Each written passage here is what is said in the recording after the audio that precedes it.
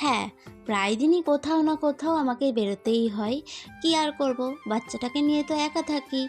টুকটাক তো দরকার থাকে এদিক ওদিক, সেইগুলোই মিটাতে যাই আর কি। না হলে কাকে বলবো? কে এনে দেবে না দেবে? আবার বাচ্চাটাকেই বা কার কাছে রেখে যাব? ওই অত কিছু ভাবনা চিন্তা না করে ভাই বাচ্চাকে নাও, গাড়ি রয়েছে ওকে ওর মধ্যে বসাও, নিয়ে বেরিয়ে পড়ো। নিজের কাজটা নিজে মিটিয়ে নাও। আবার লোককে বলবো, লোকে কিন্তু ১ দিন, ২ দিন, ৩ দিন কাজটা করে দেবে। কিন্তু ৪ দিনের দিন করতে গেলে কিন্তু সে বিরক্তিবোধ হবেই, আর নিজেরও বলতে ভালো লাগবে না। ওর থেকে বরঞ্চ নিজের কাজটা নিজে করাই ভালো না? তো সকালবেলায় ঘুম থেকে উঠে বাবুকে আগে খাইয়ে নিয়ে তারপরে বাবুকে রেডি করে নিয়ে আমি চলে গেছিলাম ওর ওষুধ আনতে। যেহেতু ওর ওষুধটা ফুরিয়ে এসছে, কাল রাতে ফুরিয়ে গেছে, সেই জন্য আজকে আবার লাগবে যেহেতু সকাল থেকেই, সেই জন্য সকাল সকাল ওকে নিয়ে বেরিয়ে পড়েছিলাম ওষুধ আনতে।